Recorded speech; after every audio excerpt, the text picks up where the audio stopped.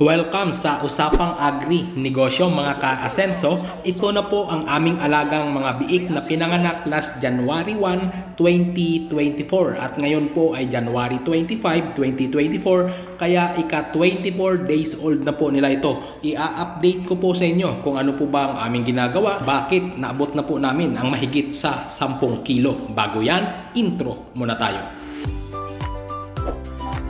Agri-negosyo, Agri-asenso.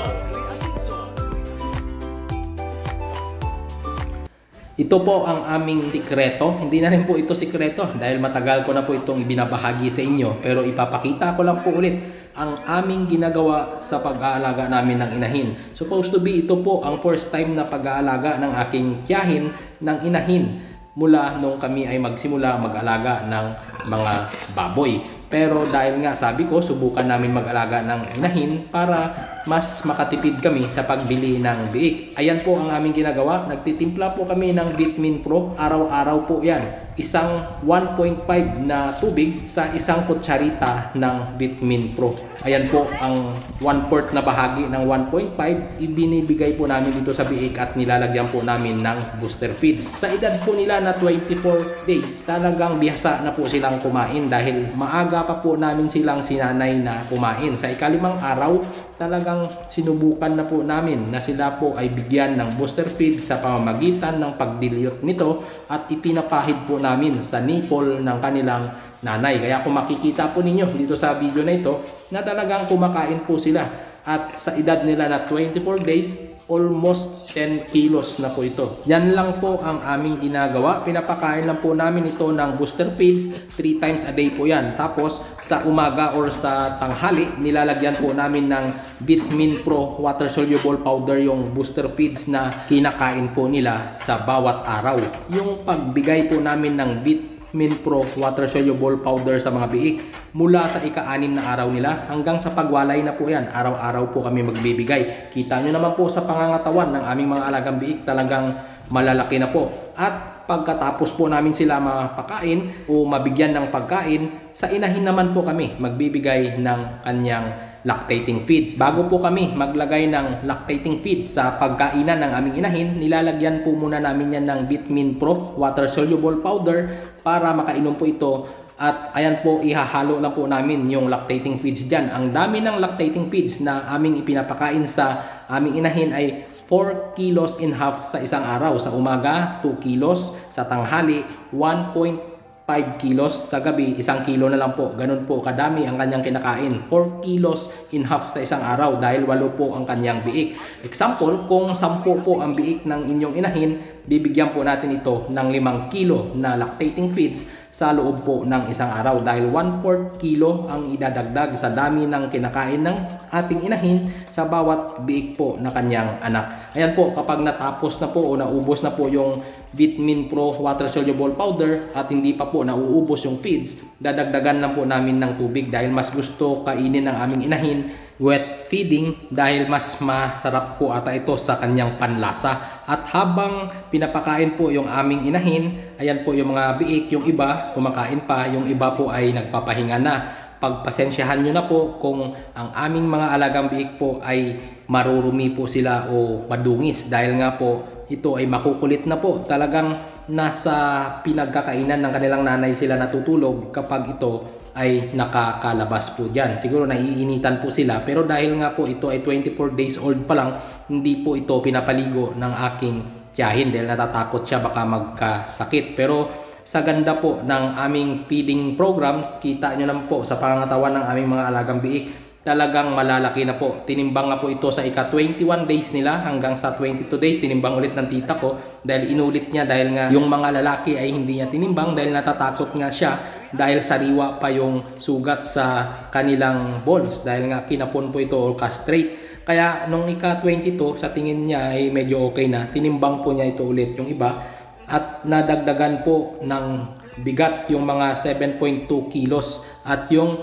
iba po umabot na po ng 9 kilos mahigit. noong ika-22 days po nila yon. Ngayon, nakalipas na po ang 2 araw, ika-24 days na po nila ngayon mula nung sila po ay pinanganak. Tinimbang po ito ng tita ko. Talagang nakakatuwa dahil ang bilis po nilang lumobo sa edad nila na 24 days. Umaabot na po ito siguro ngayon ng 10 kilos dahil nga ito po yung timbang nung ika-22 days nila. Ayan, panoorin nyo po. 7.6.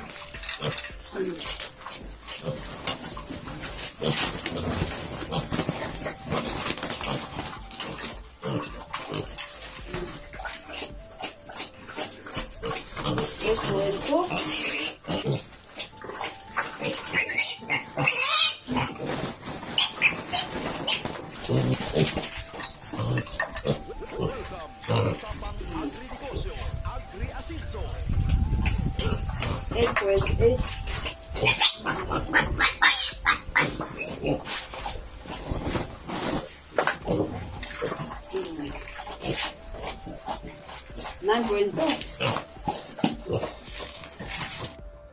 Ayan po, ang pinakamalaki dyan ay 9.2 yung kanyang timbang at sigurado po na mas higit pa po ngayon yan sa 10 kilo makalipas lang ang 2 araw. Pero sa ika-30 days o ika-34 days po nila kapag winalay po namin ito ay titimbangin po namin ito ulit para makita po ninyo kung gaano na po sila kabigat sa edad nila na 30 days or 34 days. Pagdating naman ng alas 9 or alas 10 ng umaga o tanghali ay pinapaliguan na po namin ang aming inahin. Ganito po ang senaryo dito sa aming munting piggery o munting babuyan.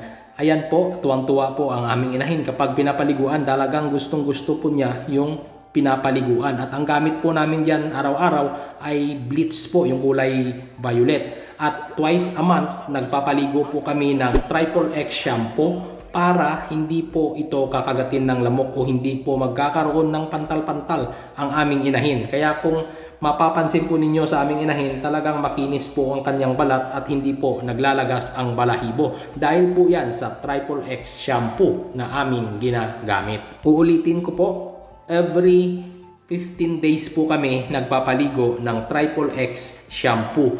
Gagawan ko po ng video sa susunod na araw kapag nagpaligo po ulit yung aking tiyahin na gamit ang Triple X shampoo. At mas maganda na po ngayon dahil meron na po kaming stand ng cellphone dyan. Binilhan ko tong tiyahin ko para hindi po nahihirapan sa tuwing mag-video po siya ng aming alagang baboy na ito. Ganon din po doon sa kabilang farm namin sa aming mga alagang kambing at native na manok. Nagbigay din po ako doon sa aking parents ng stand ng cellphone para hindi rin sila nahihirapan kapag sila ay nagdi-video. Dahil wala pa po ako sa farm namin sa ngayon at ang aking ginagawa po, attend lang po ako ng seminar at yan din po ang tinuturo ko at sinusubukan ko po dito sa aming farm. Dahil puro theory pa lang po ako. Sabi nila mas better daw kapag sa actual na o sa field na. Pero sa ngayon, puro theory lang po ako. Sinusubukan ko po yung aking mga natututunan sa seminar sa pamamagitan ng aking parents. Sila po ang gumagawa doon sa field at yung knowledge naman po na aking natututunan, yan naman po ang aming ina-apply. At so far, so good. Maganda naman po ang kinalalabasan. Kita nyo naman po sa mga alagang biik namin,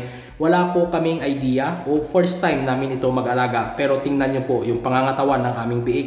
Kung sa edad nila na 24 days, i-compare nyo po kung napapanood po ninyo yung mga lumang video na aking ginagawa. Yung mga biik na binibili po namin dyan sa Karatig Barangay, sa mga kabarangay namin, nagkakatimbang lang ng 10 kilos, 15 kilos sa edad nila na 55 days to 60 days. Kaya ang layo po. Tingnan nyo po yung mga biik namin na alagang Vitamin Pro. Talagang ang lalaki po nila. Ayan yung mga biik na yan, habang nililinis ng tiyahin ko yung pig pen ng kanilang nanay para mawala po yung dumi doon, nakakulong na po sila dito. Yung iba nanginginain, yung iba nakapahinga na. Pero ang kukulit po niyan, talagang gusto pong lumabas at maligo din doon, pero takot nga po ulit yung tiyahin ko magpaligo sa mga biik na ito dahil yan po yung mga sinasabi dyan ng mga kabarangay namin. Pero kung sa akin lang, dahil napapanood ko naman sa ibang mga vlogger na pinapaliguan nila yung mga biik nila. Pero dito sa amin, dahil first time pa nga lang, takot pa magpaligo yung tiyahin ko, kaya inahayaan ko na lang as long as na okay naman po yung mga biik at ang gaganda naman po ng kanilang pangangatawan. Ayan, hanggang dito na lang po ang video na ito. At kung gusto po ninyo ang mga ganitong palabas, huwag niyo pong kalimutan, please subscribe and follow my Facebook page.